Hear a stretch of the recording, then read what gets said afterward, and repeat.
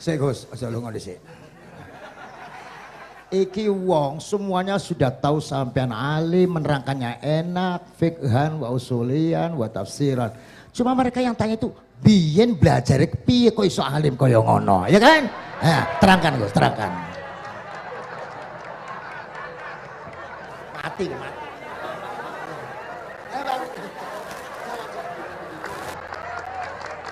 Setuju kan, setuju? Sila, asal dakaik.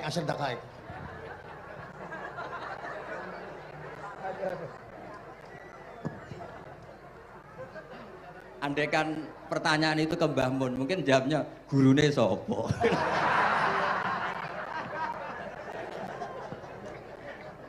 Tapi mungkin kalau ke mbah-mbah saya ya juga babanya nih Biha juga Mbak Abdul Aziz, mungkin putuku. Tapi kalau saya ingin cerita tentang saya paling ya, aku sregep. Yang jelas tuh dari kafadlu wa yu'ti apa? Mayas. Tapi gini, kalau ini menghormati bahasa saya ini, kalau ijazah begini, dulu Mbak Mun tuh sering cerita, juga bahasa hal. Kena kepengen ngalim, ku sinau sedurunge ngaji. Ya, misalnya kamu ngaji takrib atau ngaji wahab sama Mbah Mun, kamu baca dulu. Sebelum ngaji. Sebelum ngaji. Nah, setelah dibaca, misalnya kamu baca rofa, kok Mbah Mun baca jer, kamu baca jer, Mbah Mun baca rofa, berarti goblok tulen. Karena semua teori Anda kok salah. Ya misalnya Mbah Mun baca wadakaro sopa al-musonifu, kamu baca wadakaro musonif. Berarti kan goblok banget itu. Ya kan ada cerita gitu, ada orang tuh nggak tahu betul, Gus maknanya lam tardiman itu apa? Lam tardiman. Dicari di kamus itu udah ada. Ternyata itu di khet lam tarodaman. Dia baca satu lam tardimannya dicari di kamus sampai hidup mati lagi ya nggak ada. Nah, jadi kamu baca dulu, misalnya di bab khet lam taro naringali sapa mar'ah daman ing geteh. Ternyata ngaji Mbah Mun paginya jadi baca lam taro daman. Jadi kalau kamu malamnya baca lam tardiman loh kok. Jadi itu kata Dewi Mbah Mun mergo sorokan kabeh santriku ora mungkin. Carane ngecek kebenaran Anda itu maca sik. Nanti kalau kemiripannya 50% ya separuh alim. Kalau 70% ya serondo alim. Tapi nanti kalau kemiripannya sampai 100% dan berkali-kali, ya berarti kan sudah luar biasa. Jadi yang ngaji sama Ki Mustafa, Ki Niam, saya mohon santri-santri itu belajar dulu. Biar bisa ngecek nanti guru saya baca kayak apa. Waduh salah ya Gus. Kenapa lah? Waduh salah. Karena kiai itu kalau salah ya mau ngalah. Ini ceritanya Mbah Mun betul. Ada kiai nggak tahu apa kakean mergawe kakean politik nggak tahu. Wal babi lan walang. Terus ada santri, kulo gak ada makna kok lawang. Ya walang sing ning lawang tuh. Mau ngalah. Terus watini lan wit alu. Gurune maca alu. Kulo gak ada makna kok elo. Lah ya wit telu kena gua asu. Tapi saya menangi kiai itu kalah sama santri itu. Saroko nyolong sapa wong albedo tangi anduk. Terus gurunya kaget. Cung kok anduk, Cung? Bareng didelok endok. Karena kalau pegon kan anduk sama endok itu padha wae. Ini ada padha. Tapi kiainya akhirnya kalah. Memangnya nyolong anduk boleh? Yo ora, Cung, yo haram, yo padha wae kalau gitu nyolong. Nyolong endok ya haram, nyolong anduk haram. Lo cerita itu masyhur itu. Kalau cerita yang terkenal di Lirboyo itu kan ada santri dari Jakarta di kelas. Gurunya bilang Ja'a Zaidun, Zaid datang. Waro'a itu Zaidan, saya melihat. Si murid ini itu melihat pintu terus. Lama-lama gurunya itu tersinggung. Kamu diajari pelengahan nggak sopan. Habis Ustadz bohong. Lah kenapa bohong? Katanya Ja'a Zaidun, Ra itu Zaidan. Zaidnya mana?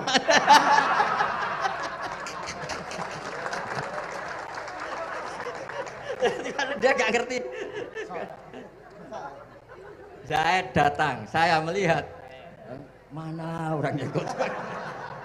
Kok dibahas-bahas terus itu?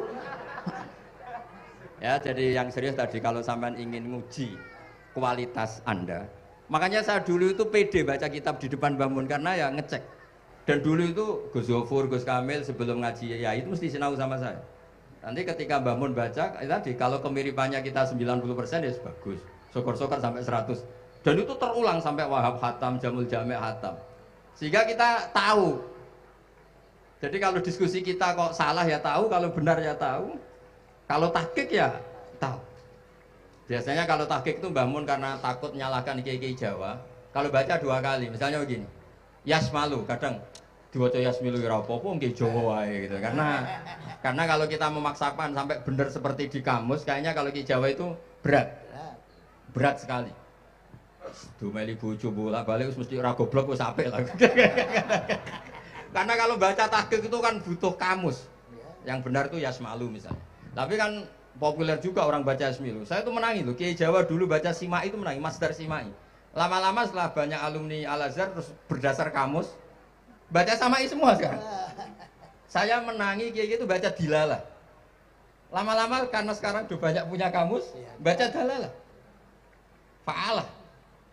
Jadi Kiai itu juga kadang-kadang keteror muridnya. Makanya Syekh Zakaria Al-Ansori itu pernah ditanya, kenapa engkau begitu alim alama sampai dilakopi Syekhul Islam? Kata beliau itu lucu jawabannya, karena saya ini orang yang sial. Saya dulu punya guru namanya Ibnu Hajar Al-Asqalani dan punya murid namanya Ibnu Hajar Al-Haytami. Kata beliau, dukik tu bena hajaro ini. Saya ini digebek 2 batu. Kalau mau ngaji takut saya minta ampun karena disuruh baca sama Ibnu Hajar Al-Asqalani. Kalau mau ngajar takutnya saya bukan main karena Ibnu Hajar Al-Haytami itu cerdasnya bukan main. Jadi kalau saya salah itu konangan. Akhirnya dia jadi orang sial tadi. Mau ngaji ya belajar, mau ngajar ya belajar. Makanya meskipun ini pernah sepuh saya tidak berani ngaji beliau. Wah mesti meriang saya kalau ngaji. Jadi yang terkenal alim-alim mohon ngajinya dikurangi ya, karena ini kasihan gurunya. Kasihan gurunya. Nggih, Bon cekap. Bon, itu catat ya. Sebelum ngaji baca dulu. Satu lagi, Gus. Sampean ketoke kiai ndesok kok kuliah. Betul kuliah? Oh, nggih nggih. Pun dari belajar dari mana sampai kemana Gus jenengan? Dari Mondok sampai ke Jogja sampai Putih. Monggo.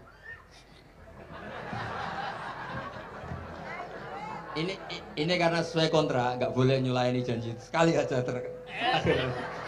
Sekali tak tekno Gus. Jadi sebetulnya kalau di ilmu, saya kan sering ketemu ahli geologi, ahli sosiologi. Sebetulnya di ilmu kita, saya kan lama di Jogja dan itu yang saya pakai juga ilmu zaman di pesantren. Misalnya sosiologi itu kan ada mukadimahnya Ibnu Khaldun. Itu kan teorinya luar biasa. Misalnya begini, kenapa Rasulullah itu harus dari suku Quraisy, suku yang sangat terhormat di Mekah? Itu secara teori sosiologi loh, bukan teori nubuah. Kata Ibnu Khaldun, Nabi itu mesti final dari kaum itu aneh. Saya ulang lagi, Nabi itu final dari kaum pasti aneh. Nah masa aneh-aneh ini ditoleransi oleh umatnya karena beliau dari suku yang terhormat. Coba kalau dia dari suku, beliau dari suku yang hina, pasti pas aneh-aneh langsung diadili. Ya kalau di NU lah, ndak Gus Dur kok bikin aneh-aneh di NU kan langsung tuntas. Tapi berhubung Gus Dur cucu Mbah Hasyim, orang itu mentoleransi, bahkan mengira jangan-jangan teori beliau lebih baik ketimbang kita. Nah makanya terus kata Ibnu Khaldun, ma ba'atsawu nabiyan illa fi mana'atin min qaumin, tidak ada nabi diutus kecuali dari kaum terbaik supaya masa-masa transisi ini nggak ada perlawanan. Nah, itu namanya sosiologi. Sehingga beliau ngendikan, ini versi tarikh bukan versi Ibnu Khaldun saja. Ketika sahabat disuruh hijrah karena disakiti orang kafir Quraisy, lah engkau sendiri ya Rasulullah, saya ini orang Quraisy, nggak akan ngalami yang seperti Anda. Nah itu namanya sosiologi. Begitu juga matematika. Saya sering ketemu pakar matematika dari UI, dari UGM. Misalnya bilang zakat kan 2,5% misalnya zakat di Jakarta. Saya bilang kalau ngitung itu porogabit, padahal kita zaman sekolah porogabit itu pantangan. Tapi saya bilang saya punya matematika lebih cepat. Apa itu Pak Bah? Kalau manggil saya Pak Bah. Kalau di kitab disebut rubu'ul usyur apa? Jadi bertahap. Misalnya 1 juta, usurnya akan 100.000. Setelah 100.000 rubuknya 25.000. Itu kita tidak usah pakai catatan bisa. Nah itu matematika Arab. Makanya orang Arab tuh nggak bisa nulis, tapi matematikanya cepat karena bertahap. Misalnya 1 miliar ya cari aja usurnya 100 juta. Berarti rubuhnya 25 juta. Berarti 2,5-nya 1 miliar itu 25 juta. Tapi kalau orang Arab bilang itu rubul usur. Diusurkan dulu baru dirubuk. Misalnya 6. 2/3 6 berapa? Orang Arab bilang sulusan. 6 sulusnya 2. Sulus 2 kali berarti 4. Sama misalnya zakat zuruh. Zakat zuruh itu kan al-usyur sama nisful usyur. Berarti misalnya kalau tidak disirami, ya, tidak biaya, zakatnya itu 10%, berarti per 100, 10. Nah sekarang kalau 10 ini kan berarti 1/10. Lah nanti kalau disirami pakai biaya, namanya nisful usyur, berarti 5.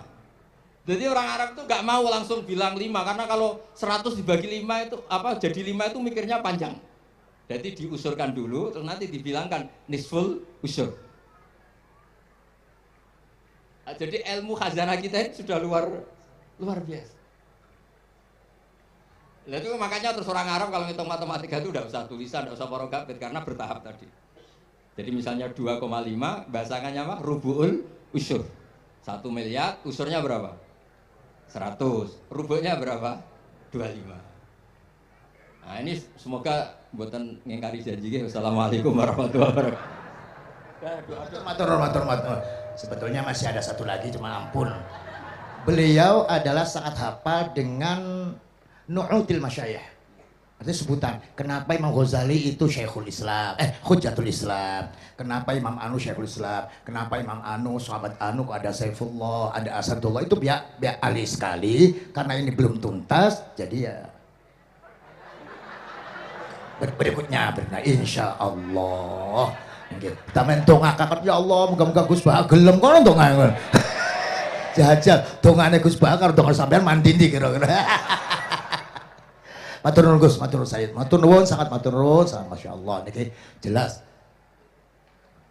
Gus Bakar itu enteng, cepet, itu diterimanya ku, apa jenenge keterangannya cepet, dan lain sebagainya cepet. Oh, enggak ada kayak yang jelimet. Tak kira, apalagi saya mendengar dianya saja nggak paham kok. Nah itu, nah, demikian matur nuwun, sampai kudu matur nuwun sangat wong sing lagi uzlah ora gelem, luar biasa. Kita hanya udah selanjutnya atau mohon Gus. Kulo sak sedulur, sak santri-santri, nek pas jenengan donga pas uzlah njaluk ditongakne ngoten mawon. Nggih, ngoten mawon pun nggih. Sampai situ. Allahumma shalli ala sayyidina Muhammad mas'ali ba'in alhamdulillah rabbil alamin. Allahumma rabbana zalamna anfusana wa illam taghfir lana wa tarhamna lanakunanna minal khasirin. Allahumma ya Fattah ya khairal fatihin iftah qulubana washrah sudurana waj'al ulumana nafi'ah waj'al a'malana salihah waj'al dhurriyyatina thayyibah waj'al hayatana hayatan mutma'innah marzuqah salimah minal afat wal balaya rahmatika ya arhamar rahimin.